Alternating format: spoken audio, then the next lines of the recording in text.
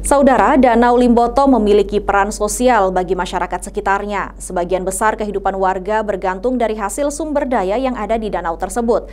Namun disayangkan kondisi danau saat ini cukup memprihatinkan. Upaya pemerintah dalam program revitalisasi yang dilakukan sejak tahun 2014 belum menunjukkan hasil yang menggembirakan.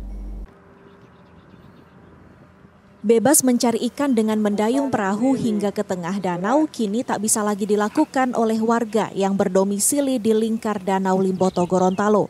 Eceng gondok yang kini memenuhi hampir menutupi danau membuat sejumlah nelayan hanya bisa mencari ikan di pinggiran. Nelayan yang nekat mendayung perahunya hingga ke bagian tengah danau harus berpikir dua kali karena resikonya cukup besar. Beberapa kali kejadian, nelayan yang berhasil mencapai ke tengah danau banyak yang terjebak eceng gondok hingga tak bisa kembali. Iya, kalau musim barat ya penuh dengan eceng gondok semua di sini. Itu dampaknya terhadap orang mencari ikan, bagaimana itu? Biasa kan terhambat, ada yang sampai 1 malam. Di tengah danau? Itu karena apa terjebak? Terjebak dari eceng gondok itu kan pernah 1 orang kan. Nanti paginya baru didapat, Pak. Eceng gondok merupakan salah satu dampak buruk yang dirasakan langsung warga. Berdasarkan data, danau yang dulunya memiliki luas 7.000 hingga 8.000 hektar, kini berkurang menjadi 3.000 hektar.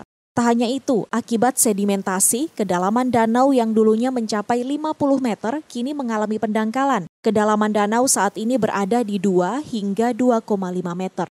Wah, ketika terjadi curah hujan yang maksimum itu akan mengalami banjir yang cukup besar.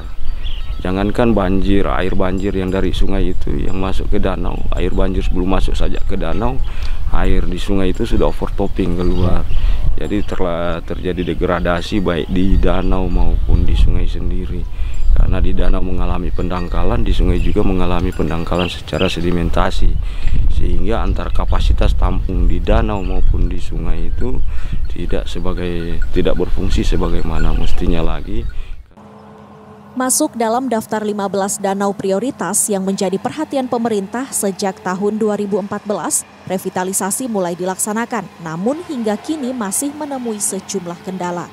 Tak tuntas-tuntasnya persoalan yang ditemui membuat Komisi Pemberantasan Korupsi turun langsung melakukan pertemuan dengan pemerintah setempat, bahkan stakeholder terkait, guna mempercepat penyelamatan Danau Limboto. Hencetumilaar, Agustiar Syafruddin, Kompas TV, Gorontalo.